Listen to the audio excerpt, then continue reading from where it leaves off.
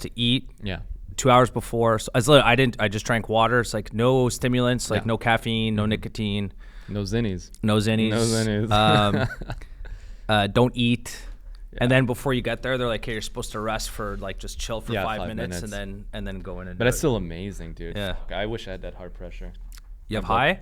It's considered pre-hypertension. I'm like, on a normal day, I'll be like 126 over like 86. It's not like horrible, but I'm not like optimal. Yeah, it says like whatever. I'm in the green. That's amazing. It's like green. That's good. Well, no heart disease for you. You can rip a few more zinnies. You don't have to worry about shit. And then my Whoop age, which is like kind of cool. So I'm 36. It says I'm 32. Look at Based off like VO2 max and. You're a youngin'. My sleep consistency is bad. Well, how many hours a night do you sleep? I sleep enough, but it's like my sleep consistency. So for your circadian rhythm, I go to bed at, I don't have consistent sleep times and consistent wake up times. So it kind of fucks with your circadian rhythm. And that kind of makes a difference on it. Have you ever? You would love this app, I'm telling you. Well, I mean, I can track most things on my my Apple Watch, right? But you can't sleep with it because you got to charge it. No, you charge it before.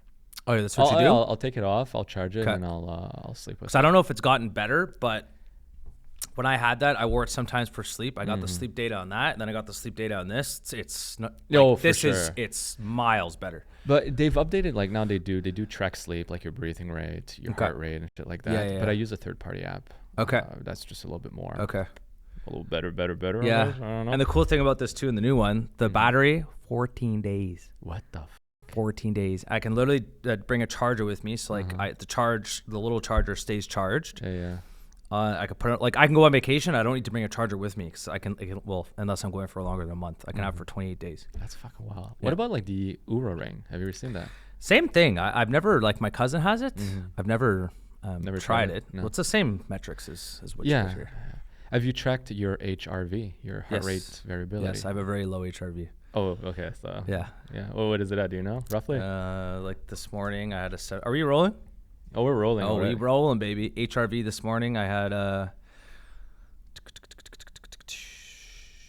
40. No, that's my resting heart rate. 49. 47 was my HRV. Okay. You? This morning. So a couple hours ago, I was at 57 ms milliseconds, right? Yeah. Which is honestly, you want it to be as high as possible. That's the thing. You want it to be. But sometimes it's like, 'cause I read up on it, the higher the better. Yeah. And then it said, I was like, mine's really low. But then the Whoop, well, I'm just reading what Whoop told me. It's like if it's low, doesn't necessarily mean it's bad. Everyone's a little bit different. Yeah. But generally speaking, a higher HRV is better. The better. You're also a little bit older, like not by much, but like the older you get, it makes it seem I'm like an old dog. You're geriatric. I'm an old dog. No, but I mean, it's the older you get, but it's based on sleep, on stress, on physical activity too. Like obviously, it's gonna spike your HRV if you're like working out and training, but then after that, it crashes. Well, it's a bit like everything else. Your heart rate, your blood pressure, it spikes it. Your cortisol spikes it, but then it's the after effect that's good for you, right? So I did once. This was really cool. So like I track it more than ever now. So we did a workout, and then I went to the sauna. Got to see the heart rate in the sauna. We stayed in the sauna. It was steaming. It was like 220 degrees Fahrenheit. That's like it was hot. Yeah. Our heart rate, me and my buddy, we got up to 170 roughly, which is that's like insane. You're sitting down doing nothing. That's level. That's what's it called? Like stage 5, not stage 5, but zone 4. Zone. Well, it depends. Like, but your age and everything. Yeah. Isn't it like 225 minus your age? 220 minus your age. 220 minus. General rule of thumb. Yeah. When you're physical specimens like us, it's it's actually my heart rate's better than that. My max heart rate. But do you know what your max is? Yeah, I can get up to like 195 still. Holy. Yeah. Well, I'm like training for a triathlon. All I do is run. Still. Yeah. Like I have good, like my VO2 max is really high. But that's all I do. I just do cardio. Like I don't even do weights right now. You don't. Well, to be honest, training. Usually I do, but right now, cause like I can't do the resistance training and do endurance at the same time. Okay. Cause it's like, for example, if I do a leg day and you're doing squats and deadlifts and all that kind of stuff, you're gonna be pooped after. I can't run the next day because my legs are. Yeah. So I just have to kind of take it, and now I'm 3 weeks away from the Montreal Triathlon. Okay, fuck, good, Nice. Yeah, nice, but dude, the water's gonna be freezing. Yeah, but I mean, it's gonna give you a little pep. I bought the wetsuit yesterday. Like I have a wetsuit, but not a full one. It just goes up to here, and I'm like, it's gonna be cold. So I bought one on Amazon for like $92. I was happy about that. Is it going to be your first triathlon? Or you've run Fourth? Yeah. Damn. But I'm doing a half Ironman this time. I used to always do the Olympics, and I'm doing the half Ironman. So. You'd get along with my brother and my father. My father used to do Ironman like left and right. That motherfucker. I think the day full after. Ironman? Oh yeah, full Ironman. That's insane. The day after I was born, he fucked off. I think to Boston. My mom's there with like a fucking brand new kid, and he's like, "I'm off running a triathlon or an Ironman." I don't remember one or the two, but he's done several Ironman. And my brother just registered for the Berlin Marathon. He's gonna go to Berlin in September. He's gonna go run. That's awesome. Shit. So yeah, they're both like super into that stuff. I don't know how people. I mean, I'm sure I probably could train for it, but an Ironman is wild, man. Dude, it's like roughly a 4 kilometer swim, just shy. Oh, it's a double triathlon. Yeah, and then 180 kilometer bike. Yeah, and then a marathon. A full marathon. Yeah, 42 fucking clicks of running. Dude, okay, I got a story before we get into this. Yeah. So my buddy, old friend of a friend, he does Ironman as well. He went to South Africa. I'm like, where'd you swim? He's like, in the ocean. I'm like, what? I'm like, you just like, did you swim near the coast? It's like, no. We went out like a mile and a mile back. I'm like, that's wild. There's great white sharks there. For sure. And he's like, it's in the dark because you start early in the morning. Ooh. So it's dark, it's pitch black, and you're swimming in an ocean that has great white sharks in it.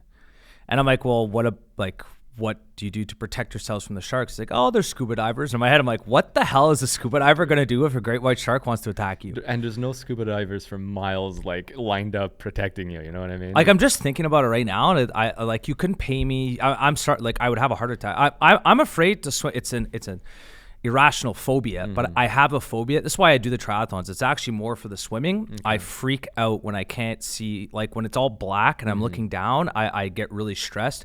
So I have to, it's like a mental warfare in my brain to calm myself down. Cause there's nothing in the lake. Right. So but I get really uncomfortable. You say that, man, but No, I don't say it. Don't say it. Sorry to say, when I was a kid, you block your ears, but unplug the mic. When I was a kid, a buddy of mine invited me to was it Lake Champlain? Like right next to like Plattsburgh, whatever. Yeah. He has a boat there. All right, so fucking went in, like we're kids, tugging in the back of the boat, just chilling, like pulling an inflatable tube. And at one point, I go to get out of the water, and as I pull my leg out of the water, there's a lamprey. What's that? A lamprey? Don't Google it. Don't look at it. A lamprey is like a leech, but it's like a lake of freshwater fish that looks like a leash, has the same mouth as a leash. It's this fucking long. Teeth? It has teeth, yeah. It fucking sinks to your leg and sucks your blood. So I freak out. I take it, I rip it off, I throw it in the air. Are you bleeding? No, I wasn't. It had just latched onto me. Okay. I didn't bite yet. It's like flying in the air. It hits my friend behind that's still being tugged in the back of the boat. He starts screaming like a little fucking girl. No shit. Man, ever since that day, I'm like, I thought lakes were safe. Sorry to say, they're not. But you're gonna be in a suit. Don't worry. But it's Lake Tremblant, so it's like a enclosed space. Lampreys are everywhere. Don't tell me this. Shem, bring up the lamprey on TV. I hate this shit. Yeah, well, at least it's not gonna kill you. At least So no, you're not gonna die. No. Yeah. No, you're good. All right. But it's it's like just sometime. I remember just swimming last summer in my buddy's lake, and again, it's like a really small enclosed lake. Yeah. And I'm out by myself. I have my buoy. And my heart rate's going crazy because I'm just stressed. And I'm just looking down, and I'm like, oh, it's just like pitch black. Oh, shit. It just like I feel like I'm just in the abyss. Is it your biggest phobia? Is it that? Oh yeah. Yeah. Any other fears like height or? I don't like heights, but no, going into water where I can't see, and it's totally irrational because even let's say for example when I go to the last or 2 summers ago when I was in Europe swimming in the ocean where there actually can be predators. Yeah. Because I could see around me, I'm way less stressed. Yeah, you're cool. It's when I can't see, and it's like there's a phobia for that. I forgot what it's called. It's called being a. Yeah, it's called being a. Exactly what I was I'm gonna ask ChatGPT. Sorry, I need to. I know Shmer. What's the phobia? But what about flying? Are you cool with flying? Yeah. You don't mind that? People who don't like water. Binitis. Pussinitis. I'm gonna there's a phobia. The phobia, especially large. Aquaphobia. Aquaphobia definition: an intense fear of water. People with aquaphobia may fear drowning, being in water, or even. No, I'm not afraid of that. Thalassophobia. Fear of vast body, particularly. That's it. I have thalassophobia. I absolutely have that. Often tied to fear of the unknown, sea creatures, or being lost in open water. Sea creatures. Yeah. Yeah, I have thalassophobia. I'm gonna start saying it. I have thalassophobia. I legit have this. I have thalassophobia. You're scared of Nemo down there, right? Yeah, exactly. So it's like, and even in the basin, the Olympic basin, which there are some points where you can see the bottom of the water, but when you go in first, you can't see anything. And I remember the first time I did that, I was just like, and what I'll do is I'll just breaststroke and I'll just look forward. So I won't look down, but then I'll look down and they're like, shit. And I'll keep looking forward. But it makes it a little bit better when there's other people around me. Yeah. But if I'm like by myself in the middle of a lake, Where do you train for all that? Well, right now everything's too cold. And even because of the Grand Prix, I can't go train at the Olympic Basin, which is usually where I would go train. Yeah. It's closed for Grand Prix. So now I just have to train in a pool. And then a week before, so in 2 weeks on June 13th or 14th, I'm going to go to my buddy's lake with my friend and we're going to go swim there. Yeah, make sure not to get caught by lamprey. Yeah. And get over my thalassophobia. Your thalassophobia. That's amazing. Yeah. You're going to sound so much smarter now. You can impress people, guys. I got thalassophobia. Yeah, exactly. But yeah, so here, look, we're kind of entering the dog days of summer. So we tried our best to kind of come up with some stuff to make it interesting for the audience. Well, I mean, summer vacation, right? We can't table a budget, so it's time for us to go on vacation. I think, and it's like becoming more and more clear the answer to the budget. It was going to be so bad, and it's going to be, I mean, look at the U.S. They just did this, and I've said this before, and I'll say it again. The amount of debt that's about to be issued by governments is going to be insane. Oh, yeah. So I think that Carney kind of said, if you do, if you don't. He's probably like, you know what? If we don't issue the budget, it's probably going to be better than if we do issue the budget. And secondly, they're not going to listen to the budget anyways. The fiscal guardrails are gone. That's the one thing that blows my mind. Look, I understand that a government, needs to have some level of flexibility. But speaking of, we were talking a little bit about municipal governments and whatnot. That's the one thing I do like about municipal politics is that municipalities cannot run deficits. They have to they need to have a balanced budget every fucking time. But it's also one of the reasons why people oftentimes bitch about municipal taxes and whatnot. It's because they increase every year because if the government misspent or did not manage things properly the last fiscal year, they have no choice but to raise the taxes right away on people the next year. Yes. And you see it. Now imagine if the federal or provincial government did the same thing, effectively sending you a bill every year for all the services. Yeah. People would freak the fuck out if they knew how much in the debt in the hole we were. But this is why, and the dirty little trick that municipalities do is instead of putting your property taxes up, because the property taxes are like 60-70% of the overall tax revenue of a municipality, they sneak it on as development charges or hidden taxes on new construction builds. Which again kind of screws over the people who are trying to get into the housing market. Big time. Yeah. So did you see the governor of the state of Florida, DeSantis? He's trying to remove property taxes. Yep. Do you think he'll do it? I don't see why he wouldn't. I mean, it has a lot of support. Property taxes in the U.S. in certain states are fairly high. And over there, they also have county taxes. They'll have like property municipal tax, and they got to pay county. On top of that, some of them have HOAs as well. It's like Saint-Zic of like a condo Saint-Zic, but like for your house, strata fee, whatever. Man, it's like a government on a government on a government. For Americans who don't quite like governments, they especially sure have a lot Florida. Oh man, I know. But if he manages to do it, I mean, I would be really cool to see. And I get the whole premise. Is like, look, you should own your private property free and clear. You should not be on the cuff for paying every single year. You buy a TV, you pay it once. You pay your sales taxes on it once. You don't have to pay every year. I get that. But then at the same time, it is true municipal governments do operate services, right? Garbage, water, public security, animal control, you name it, whatever. What are they going to do? How are they going to pay for that? This ties into like the bigger picture. What are governments like? Let's just take Trump, for example, the Big Beautiful Bill. It's actually called the Big Beautiful Bill, FYI, which is hilarious. It's not just him going, the Big Beautiful Bill, which I'm sure he did say, and they call it the Big Beautiful Bill. And so David Sachs was talking about it, and he's like, okay, yes, I would have liked to decrease spending. I would have liked to have decreased taxes and kill two birds with one stone. But he's like, we got one of the two. We decreased taxes. No, we didn't decrease spending. But he's like, when it goes to vote, he goes, we have on the other side of the aisle, the Democrats, who are just completely unwilling to do anything. He's like, we have to be realistic when the bill goes to a vote. And it's kind of the same thing in Canada. You need to have both sides of the aisle. You need to have both parties or all parties in Canada, because there's more than two parties. You have to have everyone agree to cut spending at the same time. And right now, the situation that we're in, that's actually next to impossible. And even if the Conservatives wanted to cut spending, which, by the way, they wouldn't.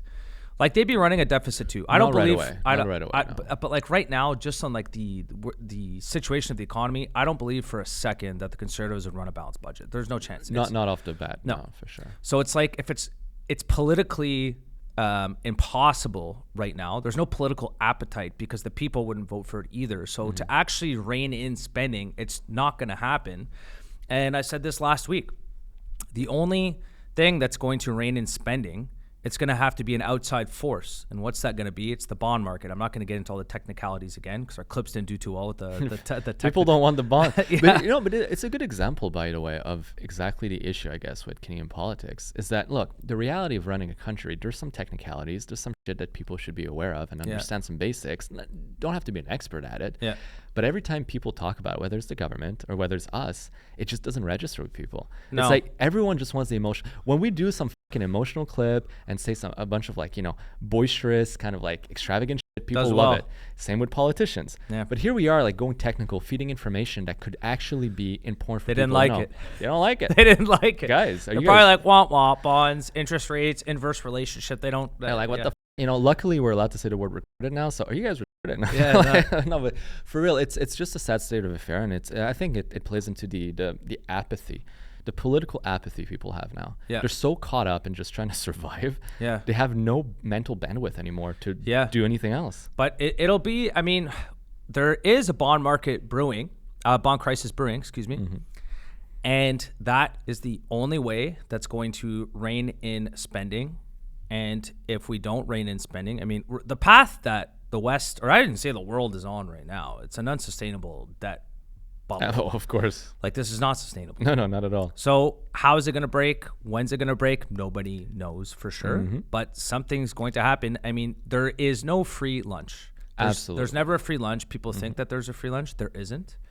And when there is, there's always a trap. Yeah. Beware the free lunch. Yes. And like this is honestly, I'm 99% sure that this is the main reason why the Liberals didn't come out with a budget for this year because number one, they weren't going to listen to the fiscal guardrails anyways. And number two, the amount of the deficit that it would be if they were honest, people would be like, what the hell is this? So he kind of said, you know what, let's just forget it. We're not going to come out with a budget for this year. We'll come back in the fall. And they're going to absolutely rip this thing to shreds. They're going to blow the freaking roof off with the amount of debt that they're about to spend. And like we talked about last week, Desjardins said themselves, the amount of debt that Canada is going to issue is going to be more than during COVID.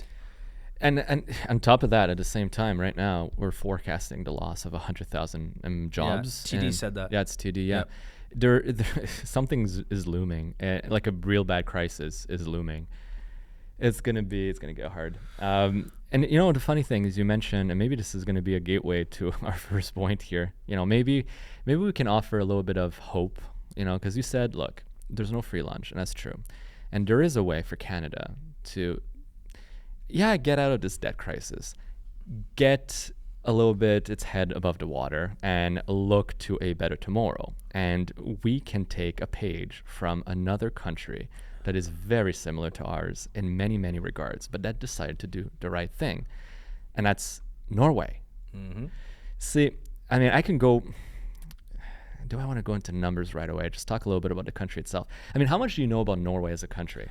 All I know is that they have a massive sovereign wealth fund. And so a lot of countries in particular, not a lot, there's actually not many, but some countries in the Middle East, Saudi Arabia would be a big one. With Aramco, Yeah, they're definitely up and coming, increasing. But a sovereign wealth fund is essentially the state's money, and they're investing it on behalf of its citizens. Absolutely. So that they can give back to people in the form of a pension or whatever it is at the end. So it's as opposed to, because right now the reality is, and this is the same in the US and in Canada, the pension fund is obviously a Ponzi scheme. And the money that, this is why it always upsets you, the QPP and the CPP, because it's like, number one, it's our money. Number two, you're not even investing it. You're just spending it. Yeah. And you're spending it on stuff that I don't necessarily agree with. And if you go to a country like Saudi Arabia or go to a country like Norway, they have these massive sovereign wealth funds, and they're actually giving its citizens a piece of the pie. So citizens of these countries are indirectly shareholders in productive assets. Yep, absolutely. And I mean, it goes, and this is actually super interesting, looking at Saudi Arabia or even Qatar. Qatar's another great one. The Emirates, same thing. You know, you look at the United Arab Emirates. There's maybe 7-8 million people living there, but there's only 1.5 million citizen, I think. So there's a lot of expats, but very few citizens. And if you're a citizen over there, and don't quote me exactly on this, because I did speak to an Emirati once, and he was telling me, look, we receive like free energy, like utilities free completely, massive grants and subsidies for housing. Like basically if you get married over there, like you pretty much get like offered a house for free, education free, healthcare free, jobs abundant. You're taken care of like royalty over there if you're a citizen. There's not many of them, but I mean the upsides are crazy. But the way they fund this is through utilizing their natural resources.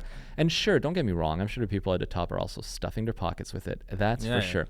But to an extent, they're also taking care of their people. Yeah. And in Canada, there's that lack of taking care of us. You know, it is our common heritage and resources. We should be able to benefit a portion of it. And instead, all the social programs we have, instead of being funded by exploiting and producing something to the benefit of the citizens, it's all funded through taking money from citizens' pockets and giving it to the government.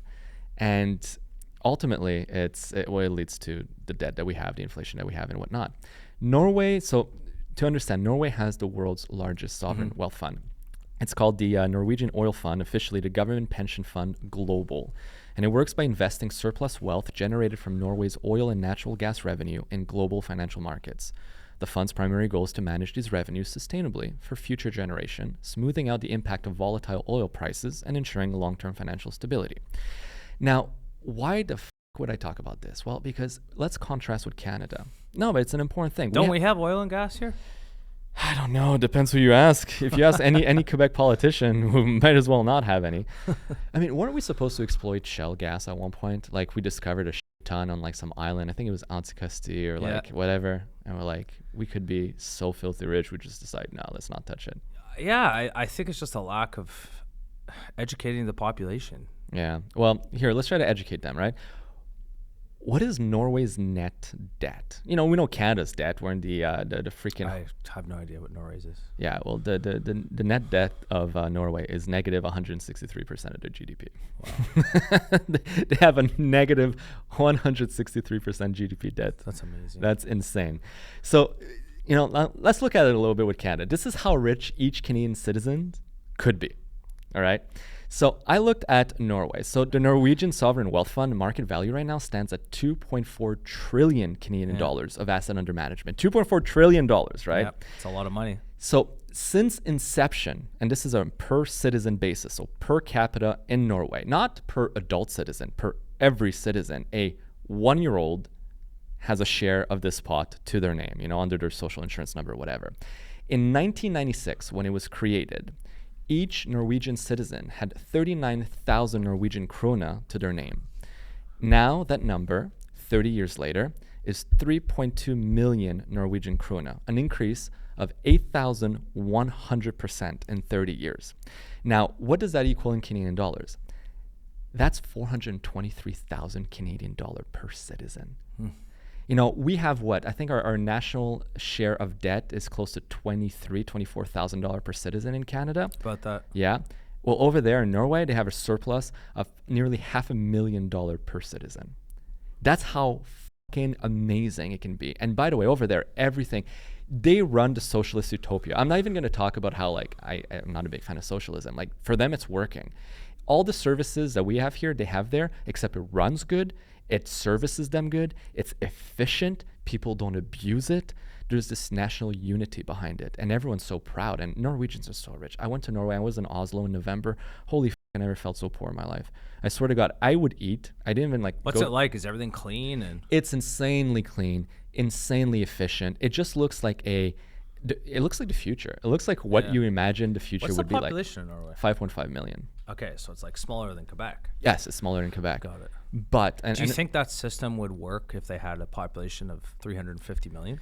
It would work if they were unified, and that's the issue. Because we can also look at their neighbor Sweden, and Sweden's undergoing a drastic change. That's a place I spent a lot of time in. I spent a lot of time in Sweden, and for special reasons, and the culture. So anyways, The Sweden used to be very similar to Norway in that regard, and now they are the rape capital of Europe. Aren't they sending back? They're I read trying. something. They're trying. Look, it's sad. It's going to sound fucked up, but import third world, become third world. It's just a fucking reality. They took in more people from certain questionable countries and questionable background than any other Scandinavian and Nordic countries, and they've gone downhill. They have no-go zones, especially in like cities in the south like Malmö. They have no-go zones. The cops don't go.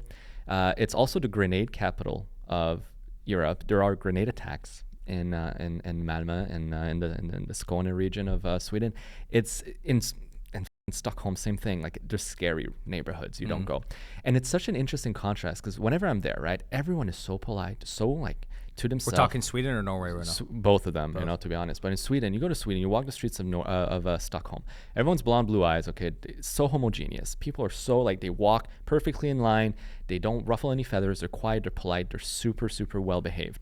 And then you'll see this white BMW with the windows down, music blasting. It's not a Swede. Yeah. It's not a Swede, right? So now going back to Norway real quick. Okay, I never felt so fucking poor over there. I swear to God, I didn't even go to a restaurant. I would go to like a dépanneur. I'd go to like a corner store and I would buy sandwiches, and even the sandwiches were like 25 Canadian dollars. I was like, this is insane. Like, I can't afford to be here.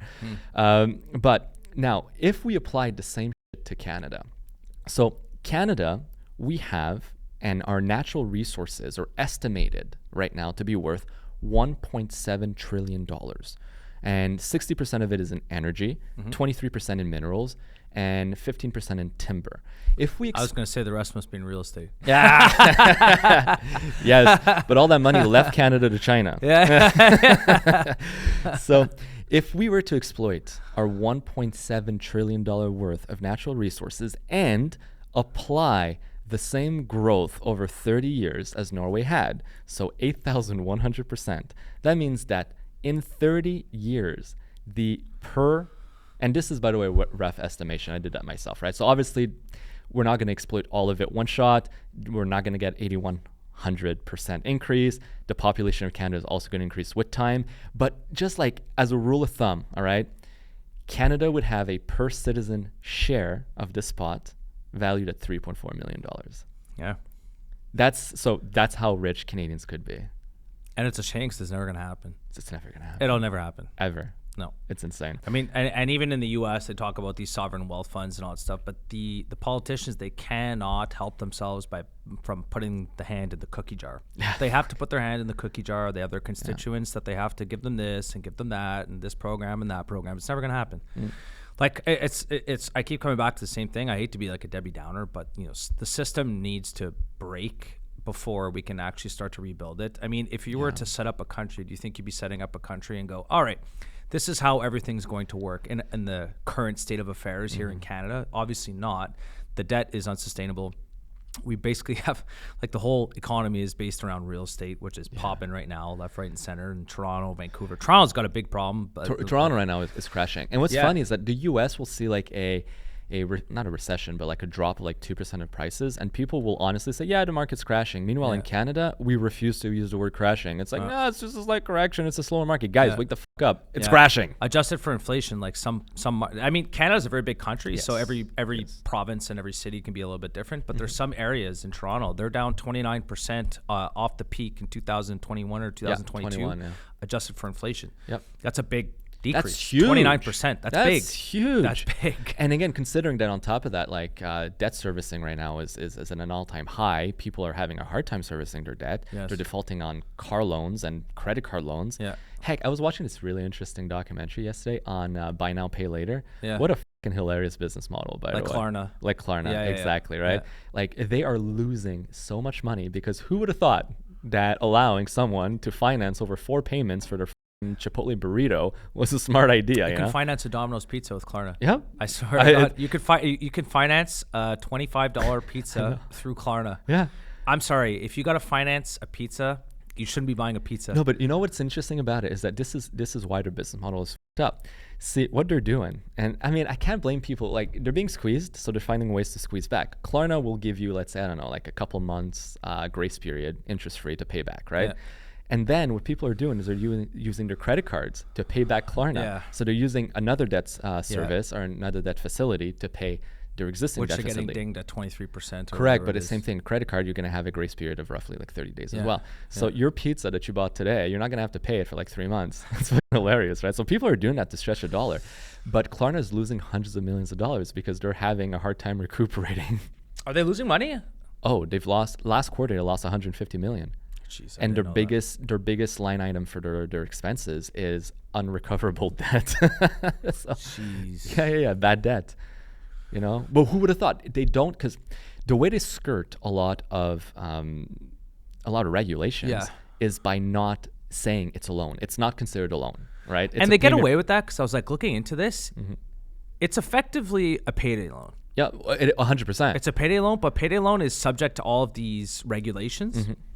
And they're like, no, this is not a payday. They call it something else. Well, what they do is they're a payment processor that offering payment terms. So they're skirting all regulations about loans. So they don't have to do a KYC the same way. They don't have to have certain risk ratios the same way.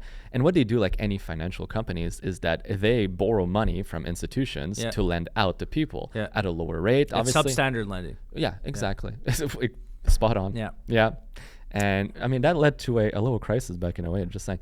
But this is fucking hilarious to watch. It's horrible to watch, but it's, Yeah. Well, it's like we looked at last week. Remember the money supply last week? Just like the the M2? increase in the M2 money supply. And it's like, okay, we're going to shrink the balance sheet we're going to shrink the M2 money supply. And it like went down for 2 seconds. Now it's just going right back up. Right up. I mean, look.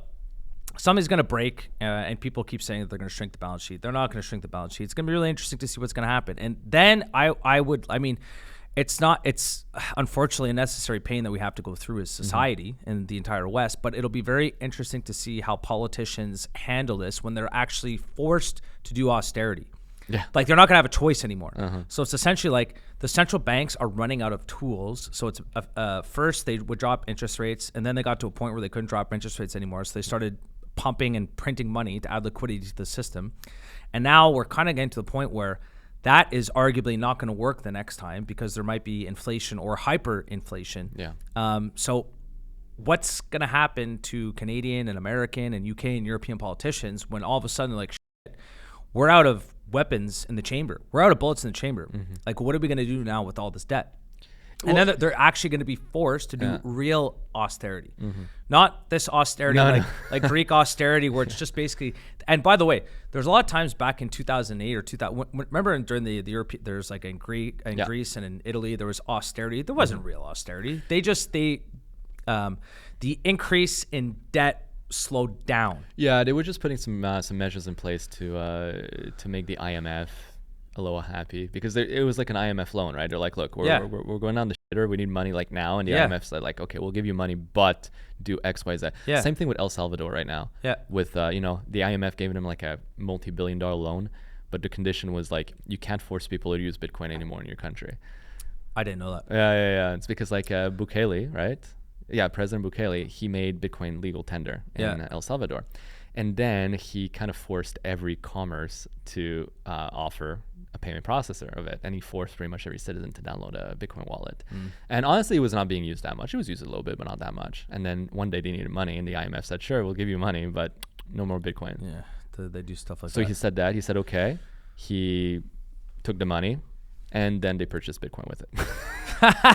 He did. He bought Bitcoin with the money the IMF gave him. It's tough to do. I don't know about the politics there, but it's just like we can harp on this forever. It's not going to get fixed. There's no political appetite to do this. The debts problem is not going to get fixed until outside forces force governments to fix it. Yep. That's what's going to happen. When's that going to happen? Nobody knows. But that's the sad state of affairs that we're in. We don't want to go down the road of Zimbabwe.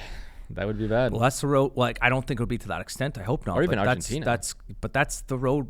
Like, I know you agree. Like, it's not going to get fixed. No, it's not going to fix itself. It's not going to get fixed. The balance is not. Sorry, the budget's not going to balance itself. No. It won't. But now, kind of that we're on the economy, it's just like a little fun fact here. So we got François Philippe Champagne. He's like what is he now? The finance minister. He's something. I don't even remember anymore. But Canada's Economy grew by 2.2% in Q1. Wow, above market expectations and among the strongest in the G7. We're building Canada strong. Woohoo! Okay, what's the per capita? And then, so Richard Diaz, the guy from the Looney Hour, goes, ahem. So one of the reasons why GDP was up in the first quarter of 2025 for Canada, inventory buildup and exports drove the increase in GDP, suggesting an attempt at front-running the tariffs. So inventory buildup, exports, part of the GDP calculation. And essentially, a lot of Canadian companies are trying to get ahead of this. I'll give you a perfect example. So we have a client of ours, I won't name him, but he is a distributor. So we went to go see him for his renewal. Everything went nice and smooth, renewed the policy. He goes, guys, just a heads up, like next year, the policy is like, it's probably going to, a lot of our revenue is going to be cut in half, most likely. Like, oh, why? Like, you closing up? What's going on? You're laying people off?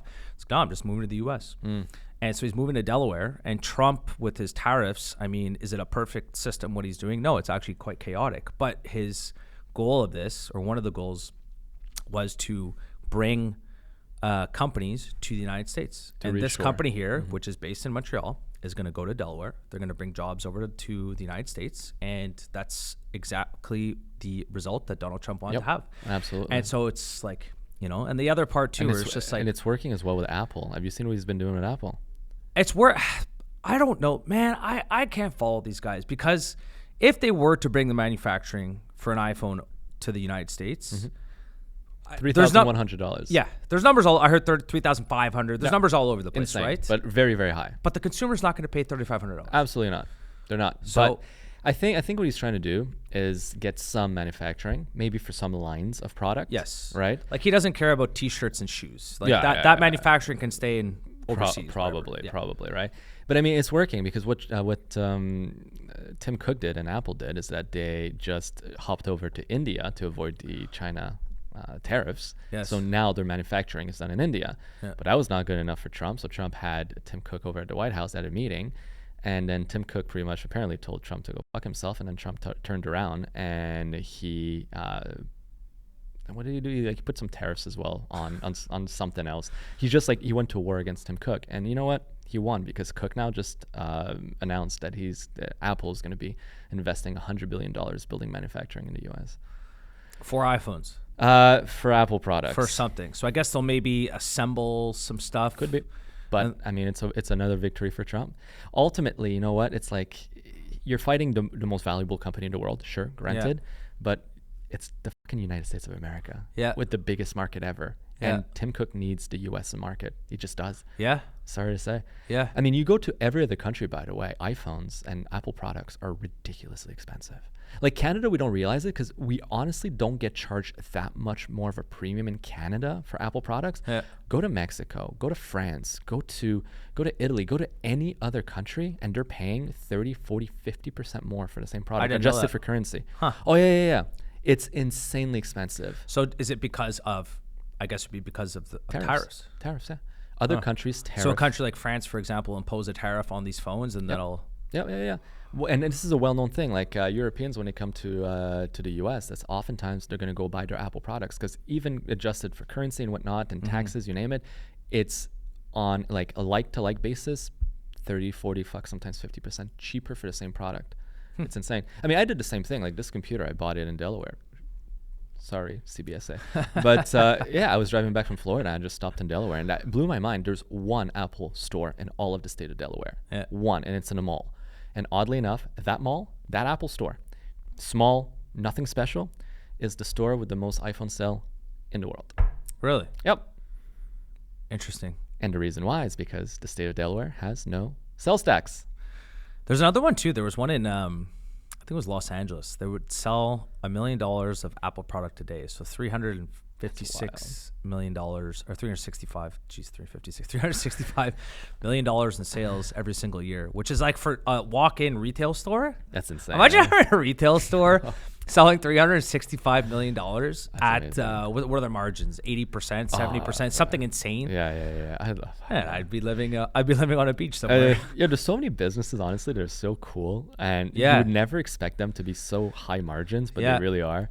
Yeah. It's like people are so like inconspicuous. They're just running their they're making a yeah. killing I keep profit. getting these ads. Well, not ads, just like these posts on TikTok and Instagram. More so on TikTok and YouTube actually for all these e-commerce guys. And obviously they're trying to just sell you a course. Yeah, But yeah. but some of them, like, they legit do their product slaps. Like, they trial and error. They finally find a product that slaps, and then basically the more money you spend on ads, the more money you make. So for every $1 you spend on ads, but you're getting $2 in revenue, well, just scale it up. Spend as much money as you can possibly spend. And some of these guys, they are legit, like, making money. Yeah. Off of, like, selling. There was one guy, he was selling like it was like a hoodie blanket. So basically you put a blanket over, and you've probably seen it. So it's like, instead of an actual just regular blanket, it's like you put it on top. You have the hoodie like this, but it's a blanket. I mean, and the way they just brand it and market it. And the guy said his career, he sold $850 million on e-commerce. He's probably lying, but I mean, I'm sure he sold a good amount, and I'm sure he actually is doing quite well. They're just these guys trial and error with all the ads, and they actually end up, I'm sure they do well for But themselves. there's so many things. Like tomorrow I'm having a call. I'm looking to be the exclusive distributor for a product. I'm not going to go too much into detail, but for a product from another country here in Canada. And the margins on it, I'll give you like an idea, right? Like FOB, like free on board, shipped from that country here. Let's say one unit is 3,500 US. Sold at retail MSRP, 13,000 US. And I'm like, nice. And that's like money in my pocket. Yeah, it's nice. I'm like, I mean, you're gonna have to pay people. You're gonna have problems. You're gonna have this, but There's like they're still great margins. insane margins. Yeah. So I'm looking to secure a deal with them. We'll see, and then I'll be able Are you to gonna talk. sell it online? This is due to the price. It's more of a in-person thing. It's Okay. I don't want to say it's a niche market. It's the future. It's definitely the future. But right now in Canada, we don't see much of it. In Europe, I've seen plenty, and that's why I was like, oh my god, I've seen it at airports. I've seen it in restaurants and whatnot. That's as much as I'll say for now. If I secure a deal with them and I start importing that and being the distributor for Canada, I'll talk to you more about it because you might even find it interesting. The exclusive distributor. Exclusive, the best trade deal there is. Here, so we'll go on to this, and I'll let you kind of take the realm after. So I want to show you two posts. So we talked about what's going on in Alberta with the energy, and they're kind of frustrated. So there's the first post here from Mark Carney. I just want to kind of show you two. Through the lens of two different people. So this is the same meeting, one through the lens of Mark Carney, and then the other through the lens of Danielle Smith. So it was Mark Carney. Canada's new government is ready to fast-track major projects across the country that will make Canada an energy superpower. He's been saying this for a while. We met with leaders in clean and conventional energy today in Calgary. We all agree it's time to build. I guess for political reasons, but man, I would just love for him to say it out loud, like directly. Hey, by the way, we're going to be investing in a pipeline. I don't know if he doesn't want to commit to it. I don't know if politically for his constituents, they're going to hate that because they think we're in a climate crisis. Who the hell knows? I would love for him to just flat out say that. I think it would give a lot of reassurance to a lot of Canadians, but that's politics. So same meeting. It's like the CNN and the Fox. So here's the CNN, and then we're going to go to the Fox.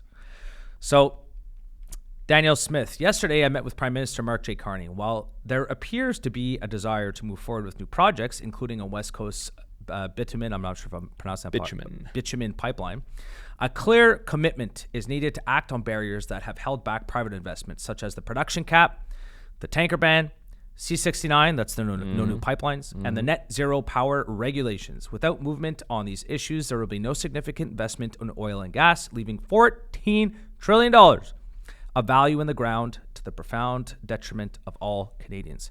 So they're kind of, Mark Carney's saying, yeah, don't worry. We had a really productive meeting. We're going to be extracting all this energy. We're going to get to work. We're going to be productive, and we're going to sell our energy to the world. And then Danielle Smith's kind of saying, okay, great. You're saying all these things. Can you put something down on paper and actually do what you say you're going to do? And this is kind of, so we got the Fox lens, and then we got the CNN lens looking at it here. And I don't know. You always give. I know you're very cynical, and I don't blame you for being cynical. No, but I know you're cynical. So what? I'm such a doomer. No. But what do you see here? So do you think Mark Carney is just kind of blowing smoke up everybody's ass, and he's not actually going to do anything? And well, I mean, what do you think about Danielle Smith's comments? What do you think about Mark Carney's comments or tweet? I should say. Well, it's the same old liberal thing. It's all words. Where's the action? It's like after the first week of Carney being in office, he was like, had a call with this country and that country and that country. Okay, cool. what came of those calls? What was discussed? What is going to be the actionable items list? It was just, we had a call. Okay, so you had a meeting. Congratulations. I had a meeting earlier today. I'm sure you have a meeting later today. Wow. I did have a meeting. Fucking amazing. I had 2 meetings today. I have another one after this. You should make a tweet about it. But like, it's like, okay, cool. A meeting is it's a step. What came from it? Yeah. What are the executable? What are we trying to accomplish? And I think that's what Danielle Smith is trying to say. She's like, cool, it was a meeting. I'm glad we sat down and the dialogue is open.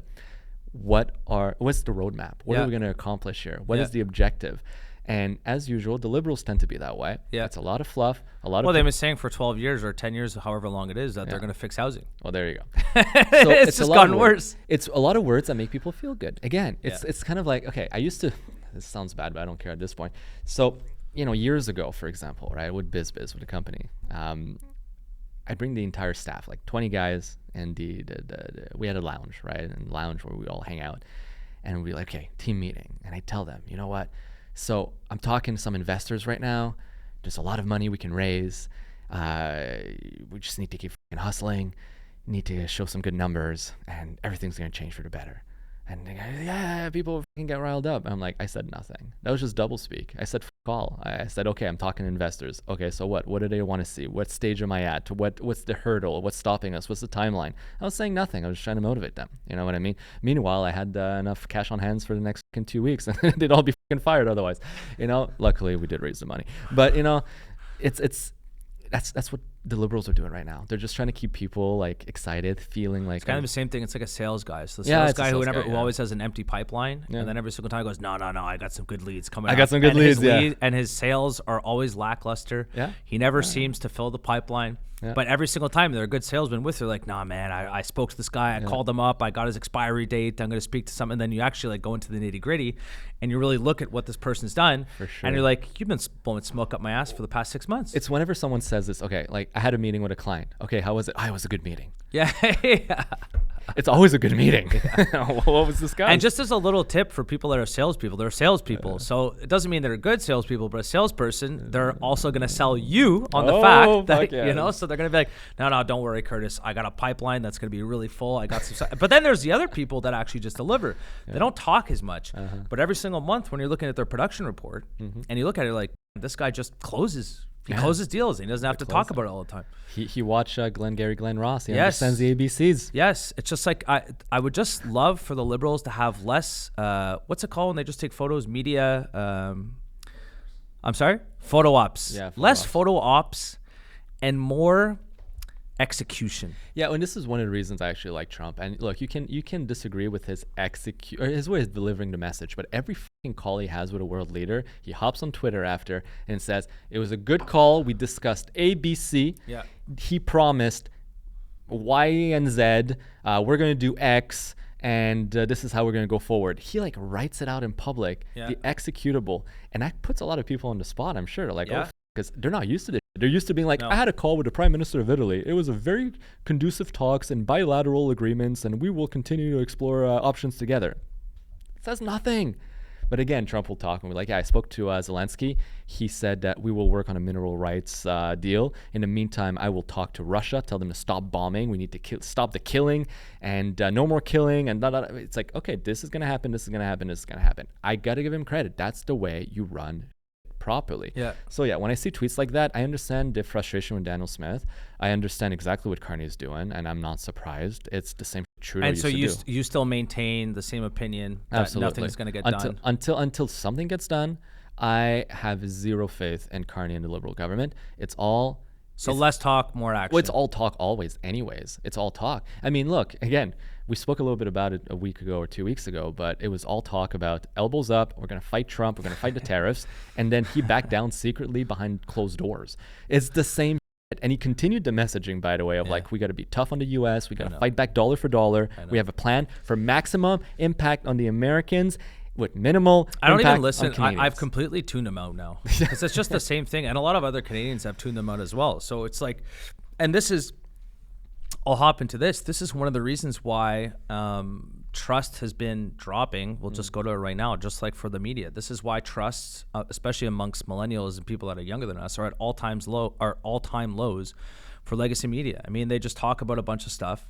Mark Carney probably calls up CBC and says, all right, let's have a photo op for this. I want to make a press release for X. I want to make a press release for Y.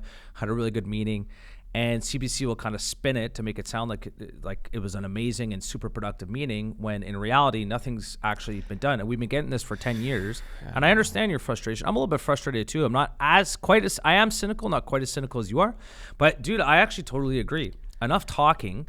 So you said that you were going to be the guy that was going to balance the budget. You said that you had this fiscal responsibility. You said you were going to fix all of the issues. And obviously, you're not going to fix any issues. And you're going to have more debt than we've had since COVID. I'd be cool if he came and he said, look, shit's fucked, right? It's going to take 3 years for us to right the ship, but here's how we're going to get it done. Yeah. I would give him as much leeway as he needs, because I understand things take time to implement. That's fine. Why can't politicians do that? Oh, fuck. Yeah, dude. Probably because they're incompetent and they don't believe in their ability. It's like the same thing. I saw this clip of Pierre Poilievre. I don't know when it was from. Either it's new or a couple months old, a couple weeks old. I'm not really sure. But there was a clip of him and he had a coffee cup and it was so obviously empty. And then I'm like, hey, whatever. He has an empty coffee cup. But then on top of that too, he pretends to be drinking from it. Man. And I'm like, dude, you look like an idiot. You actually look like a complete idiot. We all know there's nothing in the coffee cup. It's all actors. It is. And it's just, I get so frustrated and I'm just like, it's kind of like, I feel like a lot of politicians today are the dweebs in high school or in elementary school that could never get anything done anyways. And they're the ones that all of a sudden have a bit of power and they like the fact that they have this power and they more or less abuse it. And it's kind of like, politicians have become, it's not like a sought after profession anymore. And obviously I don't blame people. Obviously I don't think I'd want to be a politician. Like imagine the scrutiny that you're going to go through, especially if you have a family and like, if you want to run for prime minister, man, like people are going to go after you. They're going to smear you. That they will. But it's just something, it's not like a profession that is promoted in high school. It's not promoted in university. It's not promoted in CEGEP. And because it's not promoted and because it's kind of a job, if you ask me, you don't get highly qualified people to work in politics. You kind of get the bottom of the barrel. You know what I mean? And it's kind of, and then these people who are at the bottom of the barrel, like there's no training for politics. Yes, you could take political science, but political science it's essentially just a history class. That's all political science is. There's a bit of critical thinking. I had a minor, well, I almost had a minor. It was like 2 courses short of getting a minor in political science, but it's all history. And you have to apply your critical thought to that. But there's no like actual like, okay, if you want to be an accountant, this is how you become an accountant. You're going to learn X, Y, Z. You want to be an engineer, you have to learn X, Y, Z. Now you're an engineer. They don't have that same thing in politics. And I feel like if they did have something like that in politics, we would get a more qualified cohort of people that would actually apply to go work in politics, and then we could actually have true leaders. Because I mean, a lot of times you look at these politicians that are running Canada and the United States and the European Union, for like, it's not just unique to Canada. And you're like, oh my God, you're making rules? I have to listen to your rules? The worst is municipal politics, bro. I remember sitting down at a table for like, I won't name it in the municipality, but dude, I'm talking to these people and I'm like, oh my God, you're in charge of giving the permits to build houses? They're absolutely retarded. And they don't understand anything. They don't. I'm like, you're actually in charge of making rules?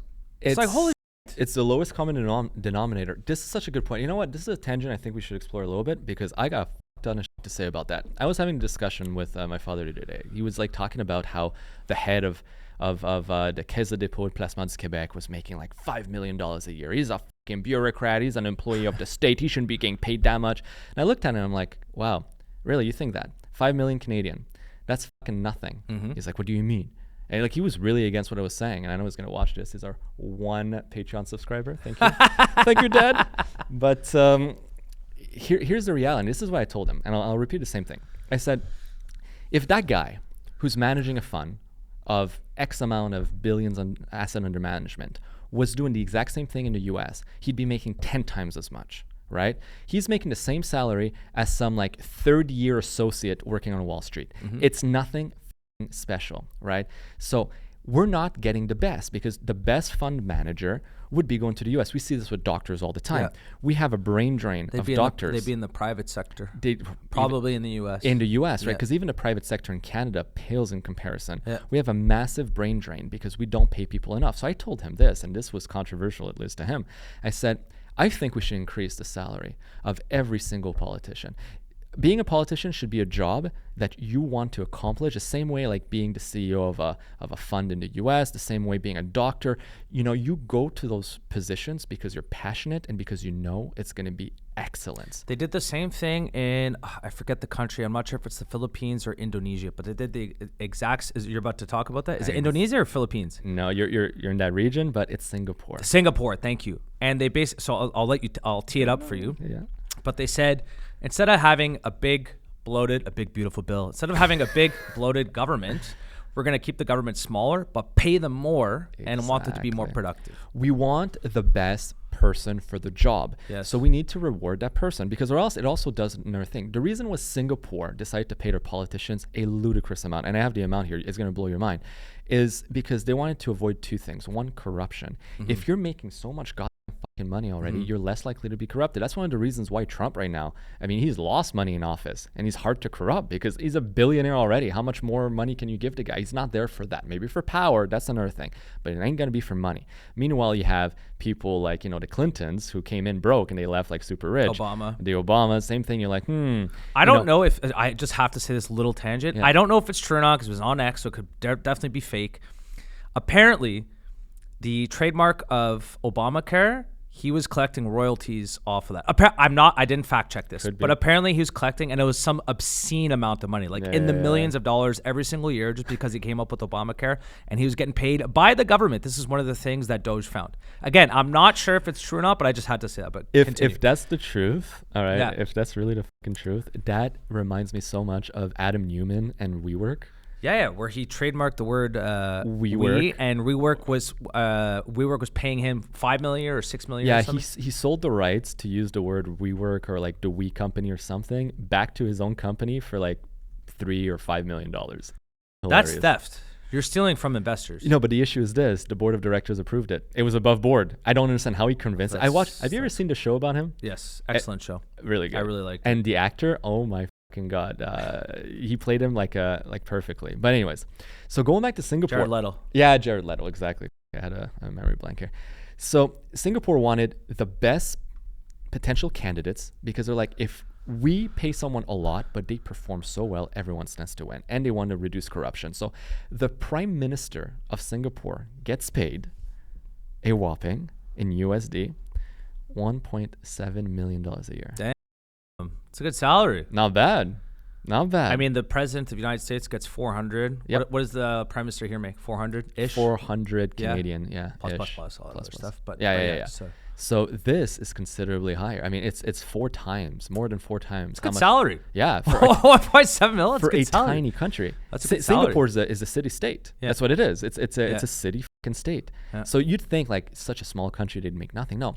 And all the MPs and all the government employees are all making mad bank. But people look up to them. Yeah. It's not seen as like, oh, you're a slimy politician. Yeah. No, it's like, you're a politician. Yeah. We trust you. Like here in Ottawa, I remember because, you know, the office that we have in Ottawa, and whenever I go there, it's basically just, it's just a bunch of slimy motherfuckers with drinking problem. Dude, that is like literally the stereotype of a politician. They were probably a loser in high school. They've never worked a real job. They're all alcoholics, and they're slimy. They'll you over in 2 seconds. Absolutely. But not all like that. There are good politicians, but like the overwhelming stereotype, like that is who is running the country, and all they care about is themselves. Mm-hmm. Absolutely. That's all it is, right? So, and I mean, they make a decent salary, but they're not making bank. So like, obviously you're there and you can affect policies, you can do insider trading, you can do plenty of things. And you're like, okay, well, I'm making $150,000 a year. I mean, it's okay, but like, I deserve more. And that's the thing too, the power gets to your head where you think like, I deserve more. And then you start doing some shady little fucking, a little Nancy Pelosi. Well, they never get caught. So I mean, like, look at Nancy Pelosi, like her, anyway, there's like the Pelosi tracker. There's this dude who came out with an ETF to just follow the trades. All right, let's get to Jobs. Let's talk about Jobs. Steve Jobs. Rest in peace, buddy. Okay. Here we go. This, okay, do we want to do the Patreon thing again? I say no. Considering nobody will watch it. We gotta get the audience. Yeah, you know what? Here, we're not gonna do it. We'll kick it in here. So we tried to do we're trying on different things, and you know, everyone Patreon, no one went to Patreon, so it's fine. We can't put up the paywall. We're not big enough yet. So we can still do it, but like we have Guys, you're missing out. So, you know what? If nobody's watching, then we're not going to do it. I miss being able to say the stupidest shit ever. God, guys, you're missing out, to be honest, because I say the stupidest shit one behind the Patreon paywall. But anyways. So here, let's take a look at this tweet. So we got coming from Bruce. Anyways, it's more important on the video. So 4.9 million. Canada took in 807 the first. I don't know if that's right, but anyway, let's look at the actual video. So here's a line for jobs at the LCBO in London, Ontario. I mean, it's pretty straightforward. There's just like that is a bunch of how many white people do you see? Sorry, there's not many. But it's true. It's because that's all immigrants. And I'm not even. And here's the point where I'm not even gonna go after the immigrants at all. This is a matter of bad policy coming from people like Mark Miller and Sean Fraser. You can't fault people that are coming over from India to Canada for a better life, and then they get here and there's no jobs. So if you actually just to look at the numbers, so between March 2023 and March 2025, Canada added 2.5 million people via immigration, but only 260,000 jobs.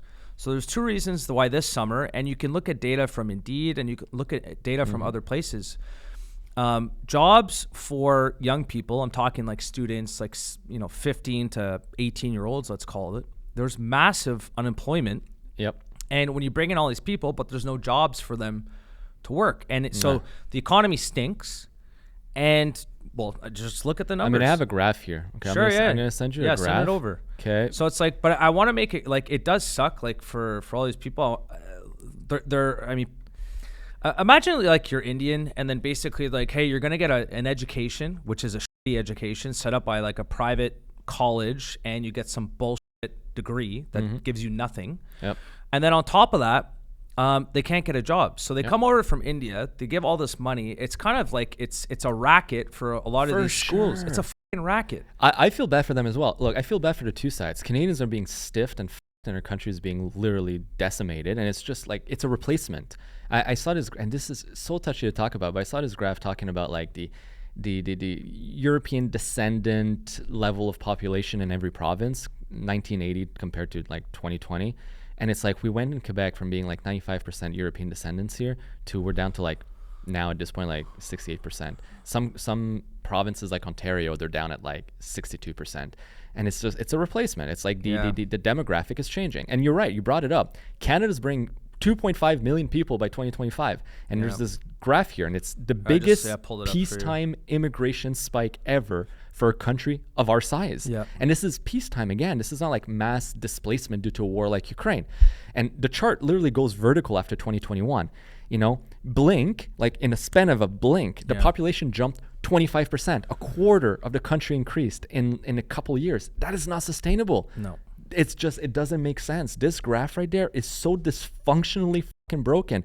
And notice, this graph goes all the way back to 1950. And Canada's always been a nation of immigrants. I get that. We've always brought people in, but at a sustainable level. And we used to work on a point system. Canada's immigration used to be based on a point system based on, you know, your education, your job expertise, the value that you can bring to society, the family you're bringing, et cetera, et cetera, et cetera. We used to want the best for the best. Canada used to be a nation that upheld itself to a higher standard. Now, at this point, we just said, hey, floodgates are open. Come in.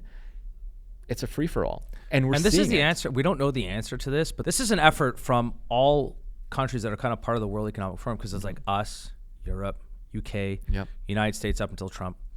Just essentially uncontrolled immigration. And I want that immigrant who's going to come here, who's going to take the risk to come here, and there's no free lunch. Exactly. And it's going to go, you know what, I want to move somewhere that I think is going to be better for my family, and I'm going to go there, and I'm going to have to find a job, and I'm going to hopefully give a better life for my children than what I'm going to have. Amen. If you got a guy like that, and he wants to come, and he wants to work and work his ass off, I got no problem, man. Come on in. But I don't want, and nor should any other Canadian, I don't want, we have to take care of our own before we take care of other people. And like right now, record food banks, record high real estate prices, problems with healthcare. I mean, it's just, it's math. The system cannot, there's too much stress on the system, and too many people came in at once. It's like, obviously things are going to happen, and this is happening like all across the West. So what we're trying to say is like, guys, what do you think is going to happen if we bring in this much immigration. And also too, again, this is why the boomers don't really care that much, because they don't have entry-level jobs anyways. So a lot of immigrants, when they're coming in, not all, but many of them are going to take those entry-level jobs. So all the people that are younger, again, they're getting shafted. So like this is going to drive up housing costs, which it did. Bank of Canada said it did, so you can't argue that. And on top of that too, younger kids who want to go get a job, they can't get a job because there's so much more competition. I mean, just look at the math again. 2.5 million people came in, only 260,000 jobs created. This is it's just math. This is like general economics. So they said they're going to slow down the immigration. I don't know if they will. We'll see from Stats Canada, like moving forward, but it's a mess, man. It's a mess. It is. And I'm gonna touch on something, and up to you guys if you want to clip this or not. It's touchy, but we're gonna go there. I think it's important because it plays into this. We talk about the economic reality of it. We talk about the downsides that it brings for both the immigrants and Canadians, but we never really talk about the kind of cultural impact that it has. And I'm not the one who wrote this, but I thought this post was really, really interesting. And it's about it's a Toronto Reddit, and it says modern day Toronto has proved that multiculturalism isn't working. We got people in the city protesting and literally fighting over conflicts and that has nothing to do with Canada. You have the Russia-Ukraine, the Eritrean brawls, the Hindus and the Sikhs, the Israeli and the Palestinians. Different groups segregate themselves so much that entire regions in the GTA are now dominated by a single ethnic group. Markham is the East Asian, Brampton is the South Asians, Vaughan is the Europeans, etc. People are struggling to find jobs and or places to rent simply because they don't belong to the preferred ethnic group. And that's true, by the way. I know. I've seen videos of guys going in to apply for jobs, and because they're not, let's say, a Sikh or like a Muslim or whatever, they won't even be considered, which is illegal in Canada to discriminate based on your origin. But again, these people are not Canadian. They don't understand that. Anyways, so all these different groups don't actually like one another. They tolerate each other best and only interact when absolutely necessary. And then it's like people don't come to Canada to be Canadians. They come to Canada to be whatever they were before while living in Canada. There's little to no actual loyalty in this country. There was a guy who was going around. I think it is important. I'll try and talk about this just like from an objective point of view, but there's a guy going around asking people, I mean, he's clipping, and so he asked a Polish guy, hey, would you go fight for your country? And he's like, of course I would go fight for my country.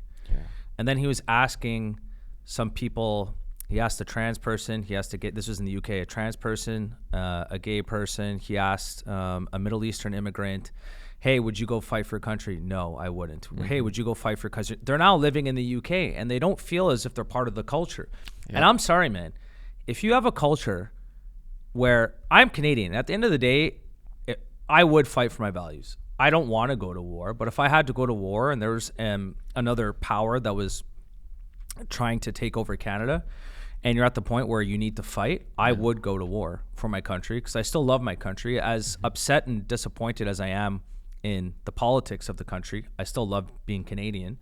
I would go to war. And I'm sorry, if you come to our country and you don't feel that way, I don't think you deserve to be here. Yeah. And the problem is that they don't feel that way. If you want to come here and assimilate and help us out, by all means, come on in. You want to work and contribute to society, come on in. Don't come here, milk off the system, and feel entitled. And then if we actually have to fight, and you go, no, I'm not Canadian. And they do milk the system. And look, that's not everyone, okay? Just putting a caveat. Yeah. It's not everyone. No. But I mean, again, I lived in Toronto for a while, okay? I hated it. It's my least favorite. I despise it. A lot of people from Montreal don't like Toronto. I hate Toronto. Out of all the cities I've been with, I've been to in the world. It is my least favorite. And what about the Leafs? Do you hate them too? I don't really care about hockey that much. but to be honest, like, and it's funny because today I was talking to someone. I love watching them lose. As a Habs fan. Well, that's a good point. I was talking to someone from Portugal, a friend I have over there, and they're like, "Oh yeah, you're from Toronto, right?" I'm like, "Don't you fucking dare ever say that again! Don't you fucking Montrealers, we take it so personally. It's like, no, it's not the same. I'm not from Toronto. I'm from Montreal. I know, but I hate Toronto, and I hated living there.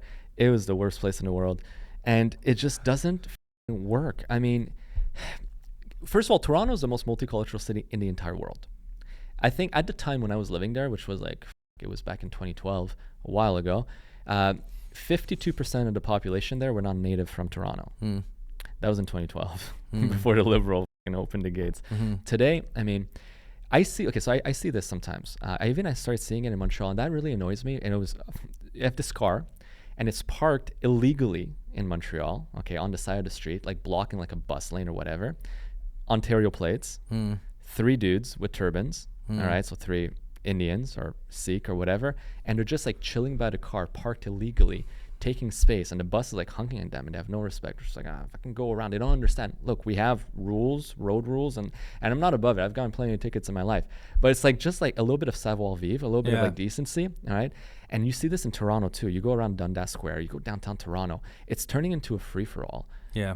There's no respect because people don't feel, when you go to it's a little fucked up, but it's like, I'm sure we've all done this when we were younger. We'd go to like this house party, and it's like this dude we don't really know, and you just didn't really like, you didn't pick up after yourself. You left a beer there or whatever. But like, if I went over to your place, let's say you invite me for dinner, right?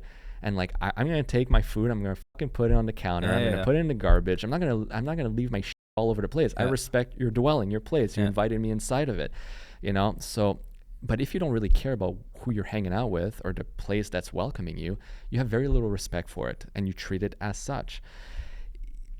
People come here not because they want to be Canadians. They come here because they think it's just a free lunch. It's easier.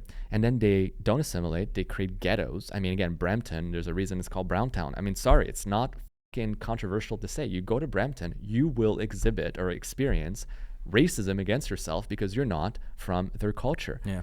And this is your country. This is maybe even your hometown, and you've been forced and driven out of it. I know a girl who used to live in Brampton. Oh, yeah? She grew up in Brampton. And she's like, I don't have it. No one lives there anymore. Yep. They've all been displaced. Yeah, all the people she grew up with don't live there anymore. And rightfully so. It's turned into a real fucking hole. Yeah. And it's just too bad. But Canada, it's not too late, and it's not immigration that has to be reined in the sense that like, we don't have to say like, Canada's for Canadians, nobody can come. No, immigration is a strength when it's applied properly, and we used to do it properly. Yeah. We used to want the best. We used to want people that, Switzerland still does it this way. Yeah. Switzerland's an amazing country. I love them for so many reasons. There should just be standards for people if they want to come here. Just have some standards. And the other argument is going to be like, well, they're refugees. Don't we want to take in people that have been going through war? I'm sorry. At this point in time, I want to be taking care of the people here in Canada first. Let's clean up our own room before we start bringing in other people. At this point, no, I don't want to be taking in anyone. We have enough problems here in Canada. Yeah. Like, we got enough problems, man. We got to take care of our own house first. Once we get it in order, all right, you want to help out some other people. I mean, again, it just comes down to it. It's a luxury belief for rich people that live in rich neighborhoods that are completely unaffected by anything. But the vast majority, this mass immigration, what it has caused is out of control, like I'll repeat it again, out of control housing prices, a bunch of young people that can't get jobs because there's no jobs to get, people that are never going to be able to afford a house, people that can't see a doctor. I mean, it's so obvious what this is doing. It's not a secret anymore. It's not racist anymore to basically say like, hey, we have an immigration problem. And the Liberals even came out and said themselves, okay, we're going to slow down immigration. Yeah. Are they going to do it? It remains to be seen. We have to see the numbers coming from Stats Can. But like, there is not racist. It's not. Yeah, I'm not saying one and race also is better too, than it's another. like, but it's just like, and I'll hammer down the point again. If you want to come to our country, I want you to be qualified. If you're going to come to our country, you're going to apply yourself. You're going to go get a job, be a contributing member of society. Come on in, man. I want you in. I want you here. Yeah. I don't want someone here who's just going to milk off the system. Absolutely. And you look at about helping other countries too, and this is a point I like to make. It's like, okay, we have an obligation, Canada as a developed nation, to help other countries. I'm like, okay, if the shoe was on the other foot. According to who? Yeah, well, let's flip the script instead. But that's some rich person from a neighborhood who's unaffected by anything. When's the last time any African country or Southeast Asian country or fucking any really country ever came to help Canada for anything? Ever. I don't see Ukraine sending us money. I don't see Ukraine fixing our potholes. So we're supposed to fix all our problems and then fix other people's problems. Yeah. We're stretched too. It's a luxury belief. Yeah, we're just. It's a luxury belief from the elite. That's what it is. And that's an interesting. Okay, another thing too that we can really mention real quick. I saw this study and that fucking blew my mind, because how confident are you that, like, we get comments on our stuff all the time, our posts and whatnot. Maybe you read forums, maybe you read some pages online. How confident are you that you're actually talking to real people in there? I think Instagram is real people. I don't think TikTok is. Mm-hmm. Dude, TikTok, every single time I've gotten a DM, which is pretty often, it's a bot. Yeah. Like, and I get 4 or 5 a week, Mm. and I don't even have that many views. It's almost always a bot. It's turning into a real problem, and Yeah. this is a very controversial thing that came out. How are we like being secretly brainwashed? Are we secretly being brainwashed? I think for sure. By black hats or by people that are trying to shape public narrative with bots. So, or even AI now. So the University of Zurich, so speaking of Switzerland, was caught running a massive AI experiment. They told no one about it. They just released the findings and it took the world by surprise. They deployed 13 AI agents across Reddit.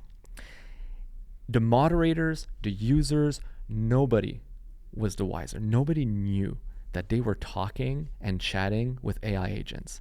They could not tell they were bots. They could not tell anything. And these AI would stalk user posts. They would build a detailed profile, like a ICP, an ideal customer profile, okay, like an ICP of every user they would interact with, and they would cater their arguments and their approach individually to every single person they build a profile on. And what the University of Zurich found is that their ability to shape narrative, to influence people, to convince people, and most importantly, to change users' minds about deep-rooted belief, oftentimes political, surpassed all human performance up to 6 times.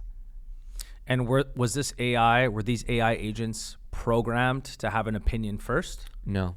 The whole point was they took anyone that had an opinion and they wanted to see if they could change that person's opinion. So they would just play devil's advocate. So Yep. whenever you say it's black, they'll say it's white. Exactly. Huh. So it affected both right and left.